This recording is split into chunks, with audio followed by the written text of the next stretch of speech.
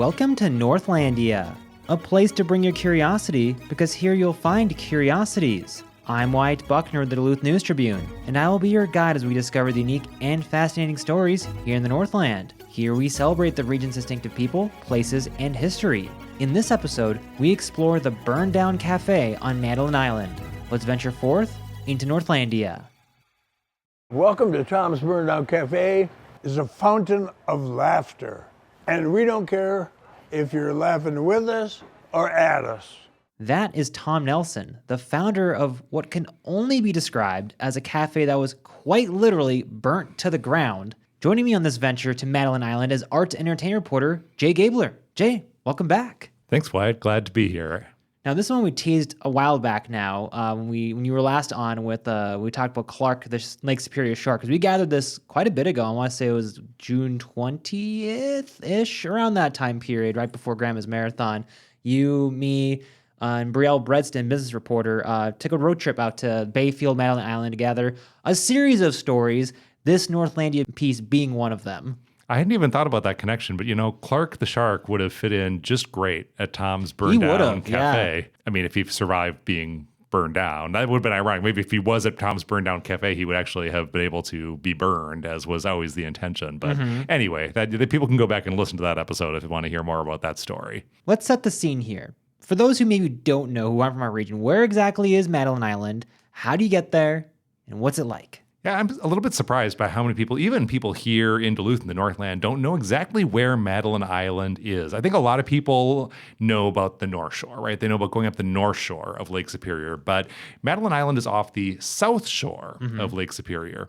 So basically, if you're in Duluth, you follow the South Shore instead of going up the North Shore. So you're going into Wisconsin. You go about an hour and a half drive. It's a beautiful little spot, little area of the state. The kind of place with like poor cell phone reception, and that's what you love about it. And you get to Bayfield, which is this beautiful little town that's often described as a New England-style village. And you catch a ferry to Madeline Island. It's one of the Apostle Islands, which are a national lakeshore. Representative Tiffany is trying to turn it into a national park, but that's yet another story. And you get to Madeline Island, and it is a bucolic island. It's quite a large island. My family has been going up there, by the way, for my entire life and since the 60s. And my dad likes to point out that Madeline Island is actually about the size of Manhattan. So it's not a small island, but certainly much, much less dense than Manhattan. There's a little town called Pointe that you are in when you first get off the ferry. And then a lot of people will then go out and explore the rest of the island where there are cabins and woods and what have you. Mm-hmm. And I've been to Madeline Island before, but never actually for pleasure. It's always been for work. And exclusively when I used to work in the TV stations, it was always for the fire department there. It was like years ago, I think it was 2018 or 2019, one of the two, that it had burned down and then went out there again for their plans to rebuild it. Then when it got rebuilt. So this is like my first time actually like kind of exploring a bit more, going to multiple locations, this being one of them, the Burned Down Cafe. And I knew literally nothing about this going into it other than knowing the name of it was Tom's Burned Down Cafe. So I didn't know exactly what to expect when we actually walked over there from the shoot prior to that, rounded the corner, and just from a distance looks like a pile of rubble. It doesn't look like a building or a cafe. This isn't like a cafe that's themed as like, oh, it's a burned down cafe, ? It looks like it at one point in time was burned down. Begging the question, I mean, I already answered this question, I guess, earlier, but did it actually burn down? What's the story behind it? Yes, and so in the written version of the story, I get right to it. Yes, there is a Tom. We've already heard from him. Yes, it is a cafe. Well, technically, Tom points out it's a fully licensed restaurant that will serve you a bag of peanuts. And yes, it did actually burn down. On May 19th of 1992, just before Memorial Day, the walk-in cooler was full. All the freezers and coolers, everything was full. And we were totally destroyed by fire caused by arson without benefit of insurance. That's where our motto comes in. You gotta be tough if you're gonna be stupid. I gotta say, as far as mottos go, that's a pretty fun one. I feel like that's kind of a theme that kind of fits throughout the whole story in general. If you check out the Jay's article, we have a video embedded there as well. It's one of the more interesting and fun videos I feel like I put together, despite it being, our interview with him was nearly an hour long by the time everything was said and done. And just to kind of set the scene a little bit, it was one of the more interesting interviews you and I had done together. If you want to help describe what we kind of found when we met Tom, or he briefly described himself as, we could call him Tome. So that's an interesting little tidbit that starts off the interview with. Yeah, I feel like this is one where we may just need to like release the full uncut video at some point, because I feel like this is like an important part of the historical record. Tom does not do a lot of media interviews. You know, we've been trying for a while to land an interview with Tom, and finally we're able to get a hold of him. And so we knew once we're able to sit down with Tom and get him talking, we should not stop him and just let those cameras keep rolling. So yeah, Wyatt, it took about an hour, and even the edited version of that interview will give you a taste of what it's like to just sit down at the bar. And we were at the bar drinking and smoking. Well, at least he was. He did offer us. He did offer, yeah. And I was like, man, if we hadn't been on the clock, would have definitely taken him up on that. But anyway, it's a whole vibe. It was quite the privilege to get to sit down at the bar and talk with Tom about the history of this cafe. Mm-hmm. I feel like we asked him hardly any questions. We just let him run, and then asked a couple follow-up comments here and there, but mostly he just kind of talked and went. Yeah, kind of, and Tom is not, in my understanding, is not necessarily a ubiquitous character. My siblings own property on the island, and some of them haven't even seen him to their knowledge, right? So it's not like, he's like Norm at Cheers, right? He's like always going to be there in a certain place, right? But you do get the sense that he has enjoyed telling some of these stories for many decades, and it was good to get it documented this time. Mm-hmm. And so, how long? Because we've now established that it's a burned down cafe, meaning it was a cafe prior to it burning down. I can't imagine it definitely wasn't named the Burned Down Cafe prior to being burned down, unless that's just very ironically it worked out that way. So how long had the bar been there prior, and what was the management like prior to it? Yeah, it's actually has quite an interesting history on Madeline Island. Even if it had never burned down, it would have been a piece of Madeline Island history. It was established in 1951 as Leona's. And yes, there was a Leona. Her name was Leona Erickson, as one history of the bar puts it. She was an independent-minded woman, and she established her bar not in town. It was out sort of in the woods of Madeline Island. So, you weren't partying in town with Leona. You're kind of going out to her. I'm sure it had sort of a speakeasy vibe, if I had to guess. Like I mentioned, my family has been going up there my whole life, and so I remember stories from when I was a kid of my mom and dad and other aunts and uncles, people who were up, would go out to Leona's at night and come back and have stories about the wild things that they'd seen and experienced at Leona's. So I knew of Leona's as being this sort of island institution, and so it was pretty well worn by the time Leona was ready to retire in the late 80s. So it was open as Leona's in its original location from 1951 until the late 80s, and basically it got to a point where a couple other people tried to run it, and never was quite the same. And so eventually they were ready to just tear it down and say, well, that was history. And so they put out an RFP for people to come and demolish it. And as Tom tells it, well, I'll let Tom take it from here. Her name was Leona. She had a beer joint. She married Emil, and when she got old, she sold it. And then when they got tired of it, rich people bought the lakeshore property and wanted it demolished. So I was the low bid on demolishing everything, with no intention of demolishing it. You gotta wonder what the response to that was like. I mean, if I was tasked with, hey, I'll demolish it, and then I didn't demolish it, I imagine I'd get some, wait a second, you said you were gonna demolish it. What happened here? You and I both spent a good amount of time with Tom, and you kind of get the sense he has this kind of cantankerous sense of humor, and kind of maybe expected that kind of reaction a little bit. But you know what? It also is, this is where it's important to remember, it is literally an island, and there is very much a reuse mentality there, right? Once you got something onto the island and built, if there's a way to reuse it without throwing it away, tearing it down, burning it down, carting it off the island on the ferry, then, maybe people would look a little bit more kindly towards that than if you were in a mainland setting. So yeah, Tom basically, instead of demolishing the bar as he was, hired to do, carts it, or at least part of it, into town and puts it on its current location and opens it in 1990, still using a variant of the name Leona's. Gotcha. And so now let's focus back on Tom just for a minute. Like, what's Tom's deal? Like, how did he enter the picture here? What's his background, besides obviously his bid to, quote unquote, demolish it? Yeah, and this was a part of the story that I wanted to explain in the written feature, but I knew once you started to tell the story, you could literally write a book about the family that Tom comes from, because he's so iconoclastic, right? You would think that perhaps he came from nowhere, came from somewhere else, came to the island, decided, okay, I want to shake things up. But in fact, Tom grew up on the island. His last name is Nelson, Tom Nelson, and the Nelson family to this day are hugely significant. Almost, Tom himself may be a little, hard to come by, but it is not hard to come by a Nelson on Madeline Island. As a matter of fact, you can't spend much time or do much on Madeline Island without one way or another doing business with a Nelson. I talked to Glenn Carlson, who's the chair of the town board in La Pointe. They're not quite big enough to have a mayor as such, so he's sort of the closest thing. And he pointed out the Nelson family goes back to the 19th century on Madeline Island.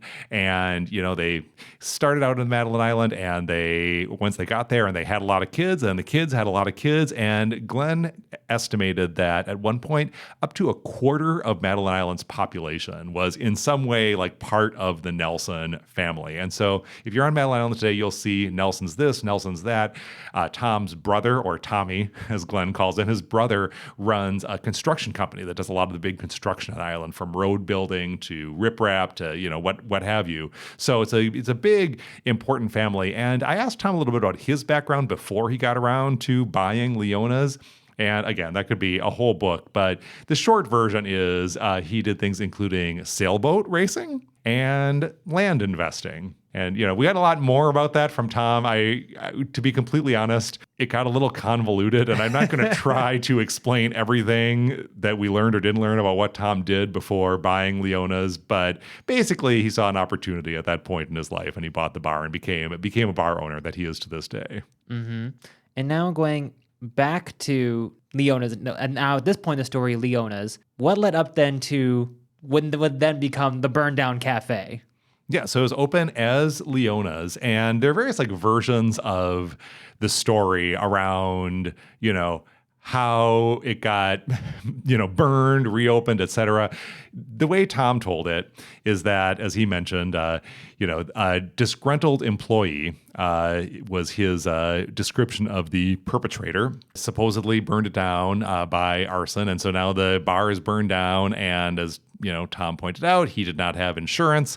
And so he's left with basically a spot where a bar used to be. But he still has a lot of the alcohol that he had stocked the bar with, and he needs to pay for the alcohol. And so, it being the time it was, and Tom being who he was, and Madeline Island being what it is, Tom decided to not exactly close down. He said he got a call from a band that was booked to play Leona's, and they're like, "Oh, Tom, the bar burned down. I guess the gig is off, huh?" He's like, "No, please come and play." And he described some of what happened to keep some amount of infrastructure together to kind of base a non-existing bar around and kind of run a bar without a bar. Well, that palm frond hut there, that's stuck into the roof of a Cadillac. The palm frond hut is the only thing that survived the fire. It was upwind in the yard, okay? So we chipped the Cadillac up on its side, and 8 of us jammed it through a hole in the roof, and we used it for our 4th of July float with the motto, "You gotta be tough if you're gonna be stupid." A whole bunch of kids and a guitar player singing, "If not for the courage of the fearless crew, the owners would be gone." And then people showed up with hammers and nails and chippers and cleaned up the place. I hauled up 20 wheelbarrows full of sand, and we let the cattle sand the floor. But basically, we're running the bar out of that Cadillac in the front yard. So when you first enter there, you might not realize that there is in fact a Cadillac there, because you see the palm branch tree, and there's like a table, like a platform with a table on it that you can like walk up to and sit down. You can lounge there, and then underneath that wooden platform, there is the Cadillac that the palm tree is going through the roof of. If you want to see, check out the photos in the article. They're quite. It's hard to describe with just words, but it's such a weird place. Maybe while we're on the subject, let's maybe take a moment to describe what else you see in the burned down cafe, because it's not just a pile of rubble anymore. Now it's been decked out, but still in a way that looks like it's not real, or I don't know, like, or slapped together in a way. Yeah. Well, so it's just a sort of like a practical description. So the whole place is outdoors, right? You're as a customer at Tom's, you never go indoors except if you go to the bathroom. And they've got bathrooms. They brought in a semi-trailer, decades ago, where they they've got a couple of bathrooms in the semi-trailer, and that also has some amount of kitchen, such as it is. So there's like a semi-trailer that serves as the enclosed space necessary to have a bar, and then there is a tarpaulin during the summer that goes over, that's sort of a canopy that goes over what amounts to basically a giant deck that looks like it has been built gradually over the course of 30 plus years, because it has all sorts of local artists and other people have helped contribute over the decades and donated things and scrounged things. I mentioned this History Bottoms Up. It's a book about some of the distinctive bars in Wisconsin, and boy, Tom's counts, and so it's in there. According to the authors of that book, the tarp came from Big Top, Chautauqua. One of the bar tops used to be like bathroom dividers at the Fresh Air Sanatorium, an old tuberculosis sanatorium in Bayfield that now serve as a bar. There were, chairs pulled out of the dump, which I believe I remember as a kid going to the dump, and now it's a recycling facility, whatever, but there was a dump. And so over the years, this has sort of been pulled together. So you're basically on this like what amounts to a really large outdoor deck with all sorts of different seating configurations and a couple different counters where you can buy drinks. And so that's what Tom's exists as today. And then nailed to just about every vertical surface that there is are these boards, signs with aphorisms. I took photos of some of these signs just so I'd remember. There are many, many, many more than I was able to even photograph, but a few examples. They're everywhere. They're everywhere. Yeah, exactly. You include, kind of dad jokes like, "Don't call it nothing. This might be all you'll ever have." Then there are some that are kind of vaguely inspirational, like, "The law of gravity cannot be held responsible for people falling in love," credited to Albert Einstein. And then there's one that this is where once you start getting into the history of Tom's, you start appreciating the layers, literal and otherwise here. There's a sign that says, "No serious tourist should be able to sleep at night until they've drunk in the beauty of," and there's the word Leona's that's crossed out, and it says, "Tom's Burned Down Cafe." There you go. And then there's some other signs as well that relate to interesting signs that led to some interesting conversation with Tom, particularly about when you had pointed out, you kind of made an odd reference to a sign that indicates that they don't take credit cards. But then Tom had his own commentary on that. No, we have always taken every kind of credit card. Oh, really? Yeah, we just don't give them back. Yeah, and they don't take checks either. And now we don't get checks. People used to put up local checks only in their taverns.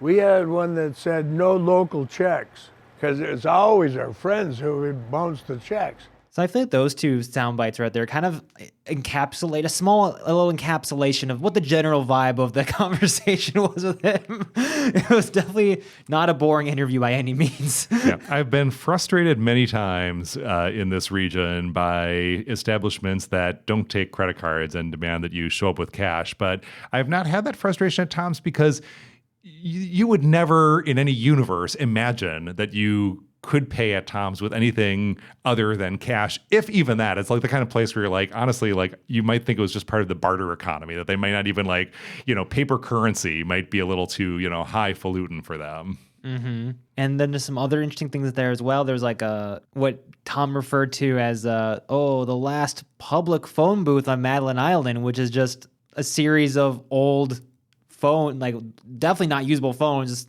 nailed to the wall with a phone booth sign above it. Yeah, it is a very entertaining spot to look at. And the funny thing is, like, when you go there, you find certainly the adults who are drinking adult beverages and having an adult time there. But then you also find, families, kids, dogs, despite the fact that people are smoking, because it's all outdoors, so people smoke. And it really has this sort of, I don't know, off the grid feel to it. This sort of, in the article, I refer to it as a post-apocalyptic Margaritaville. You really do feel like when you walk into this establishment, the rules of civilized society are off in kind of a loving way, right? You feel like the strictures have been removed and people can just kind of be loose and fun. And it might feel aggro or different or scary if it wasn't so all embracing. And, there are slogans like, Black Lives Matter is written in big letters on the sidewalk. There are, pride emblems are up. And so it's very clear when you approach the space that this is meant to be a very accepting space. And so I feel like what could otherwise be kind of scary or off-putting vibe, becomes, a warm vibe. Mm-hmm. And it's also a very surprisingly popular place. Like we were there on, what was it? It was a Thursday. I think the interview was around noon-ish, around that time period. And we didn't realize this while we were talking with Tom for near an hour, was the manager was there, and apparently he was turning people, they were waiting to open the bar until we were done with the interview. And so we started this kind of overhearing, noticing like, oh, we're not open yet. Like, are they waiting to open it for us? Oh, we didn't realize that. And so eventually we got to a good spot. Like, okay, you can open up. That's fine. And people flooded in, like dozens and dozens of people, including families with children and stuff. Like it was just crazy packed within moments again, around noon. And it's not a restaurant, like per se. Like you're not there for a meal. You're there for either drinks or just fun vibes. Yeah. It's striking to me because although I was not of drinking age when Tom's opened, certainly not when it was Leona's, I am old enough to remember, even just as a kid, before there was a Tom's Burned Down Cafe in town. And if you look at the rest of the vibe of La Pointe today, that kind of tells you a little bit about what La Pointe had going on before there was Tom's. And it's a beautiful town. I don't want to throw anything under the bus because I am on Madeline Island all the time. My family loves Madeline Island. Many families, communities love Madeline Island. You can read our colleague Brielle's story about Mijum, the restaurant there, and how I wrote a story about the Madeline Island Museum and how it's been a heart of the Ojibwe culture for centuries. Anyway, so there's a lot going on in Madeline Island, but the general vibe of the sort of tourist industry on Madeline Island, the infrastructure that was there before Tom's, is less sort of Key West, like island, steel drum, kind of, party atmosphere, and more kind of like a little bit of a leaning New England preppy, as much as you can get there and still be in the state of Wisconsin. So they have like a yacht club, there's a golf club, there's an inn, there's a pub. So it's all very nice and comfortable and all, but certainly, nothing that is at all like the vibe you get at Tom's. And Tom actually had a story about a ferry captain who came up to him and described just how different things are on Madeline Island now that Tom's is there. One of the full-time 30-year ferryboat captains came in here to thank me. He said, for near 30 years, I've been taking people back to Bayfield. What the hell did you bring us over there for? There's nothing to do. And Gary Sherman said that we single-handedly changed that to, what is that place?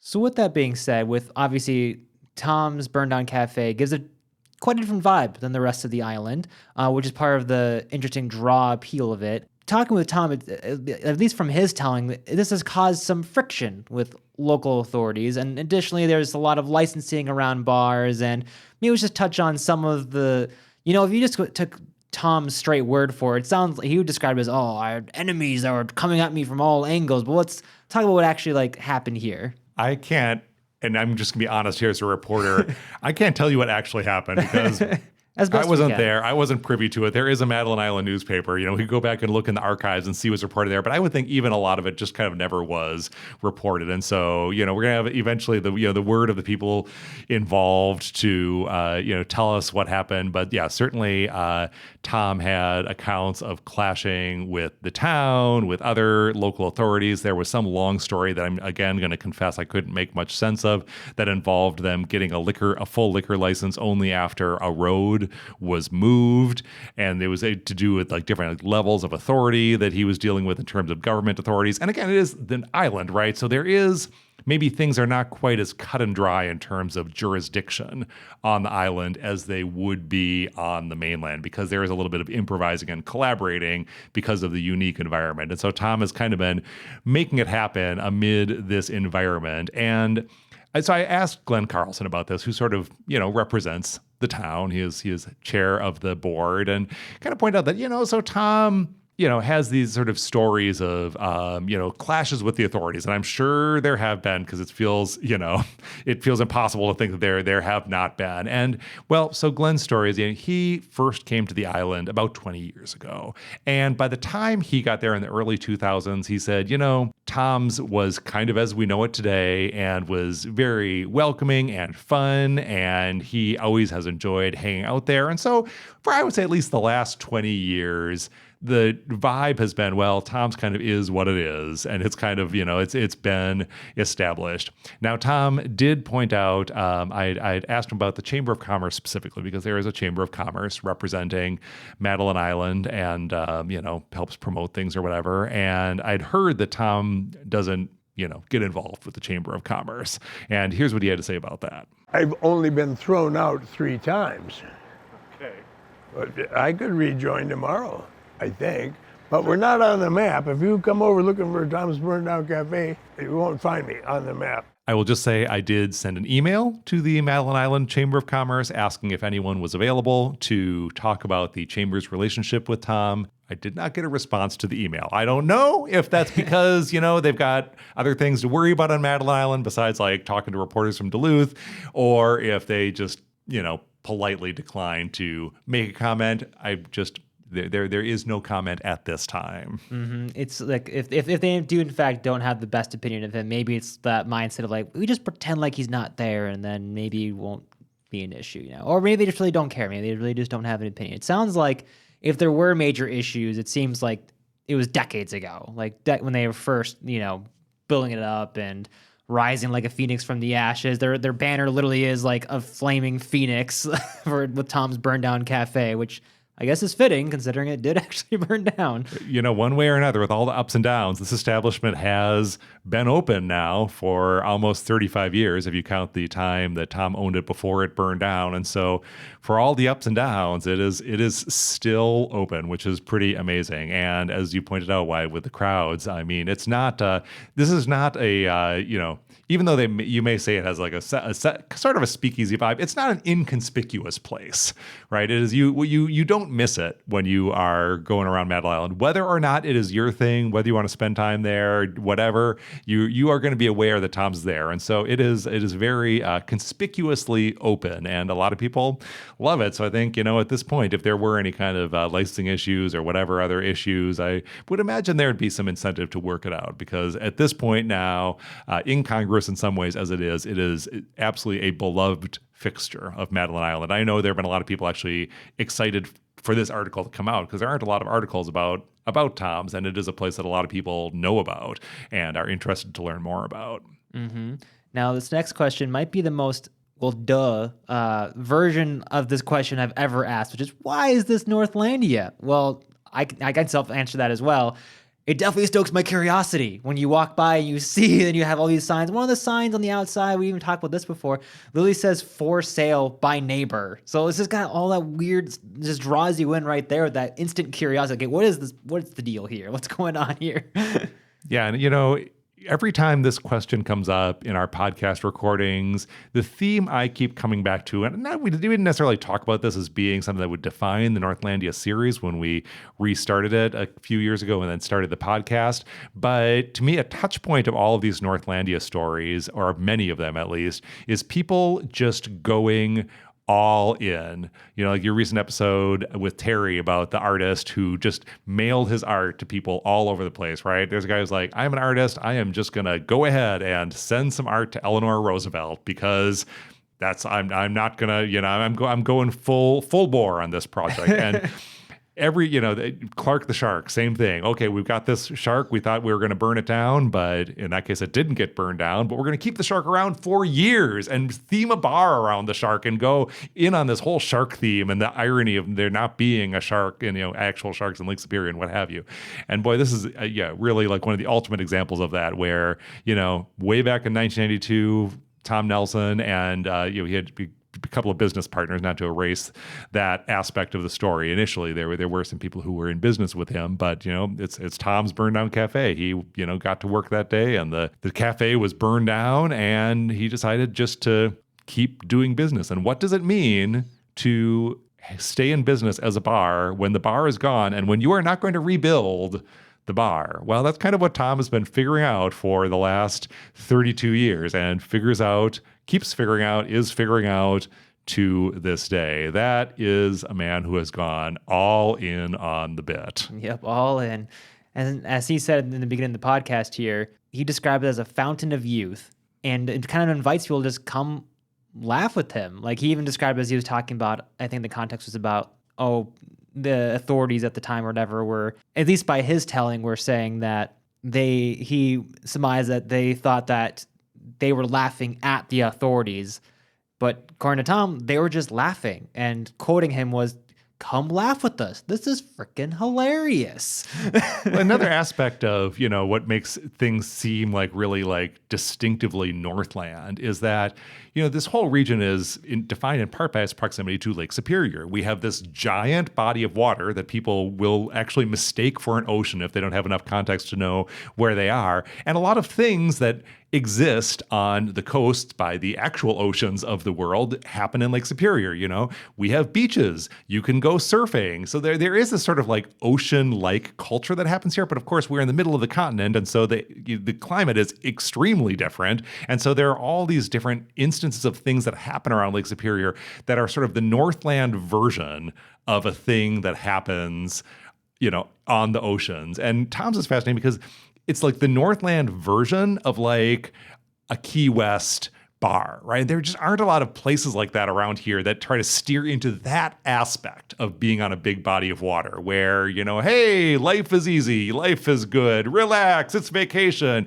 who cares, be irreverent. That's not really the vibe of a lot of Northland culture, but Tom's has completely embraced it in this location that is on these beautiful beaches and on this great body of water, and it's a vacation spot. But we haven't mentioned this yet, but it kind of goes without saying, it's a seasonal establishment. Tom's is not open year round. The portions of the winter when, in winters when the ice freezes, you have to drive over to Madeline Island rather than take the ferry, that Tom's is not open in the winter. But, he did point out the ATM, I think, does remain on. So people will go and get cash. Don't test that, maybe bring cash with you to Madeline Island or use some of the ATMs that are in actual buildings there. But a little bit infrastructure may remain operative. But the bar closes for the winter. The tent comes down. But then when summer comes, I'm sure it's just an epic version of what you and I experienced, Wyatt, when they were just opening for the day. The people pour in because they love Tom's. Yeah. And I know you're going back to Madeline Island a little bit here. By the time this episode comes out, you've already gone. Are you planning another trip to stop at Tom's Burn Down Cafe while you're there? Oh, absolutely. With a new perspective and open mind. It took me a while to get my head around the idea of Tom's because it is so different to the vibe that was on Madeline Island. I remember looking at people enjoying Tom's and thinking, oh, these people don't get like what Madeline Island is about, right? Like this is very different than what I always thought Madeline Island was. And I had kind of a preconceived notion, kids can be very conservative that way, right? You can think like, well, I think things were this way when I was a kid, and so they should always be that way. But as I have grown into maturity as an adult and spent a little bit more time at Tom's, and certainly now that I've learned more about Tom and this bar and the sort of the joy it's brought to so many people, now I appreciate that it is a valuable part of that community. And I heard that from locals as well. You can read more about that in the story. We didn't even get into that, but the locals love it. The tourists love it. It's a place for locals and tourists to mix. So yeah, I definitely fully appreciate now what Tom's brings to the table at Madeline Island, or the lack of table. All right, Jay, I think we'll wrap up there. Thank you again so much for joining us. And I'm really, really curious to see where we travel to next, because we've been up far the North Shore, now far the South Shore. Where we end up next, I'm excited to see. Well, I don't promise anything, but I'm feeling a certain magnetic pull towards the Iron Range. Oh, you've piqued my interest, sir. Well, thank you so much, Jay. We'll see you next time. Thanks, Wyatt. And thank you for joining us on this venture into Northlandia. To read the article for this week's column, see photos, and watch video, visit DuluthNewstribune.com/topic/Northlandia. If you enjoy this podcast and would like to support us, consider becoming a subscriber at the Duluth News Tribune at DuluthNewstribune.com/subscribe. Join us again next time and discover the extraordinary stories that you just might miss if you're not in the right place at the right time, ready to step off the beaten path with no rush to return, here in Northlandia.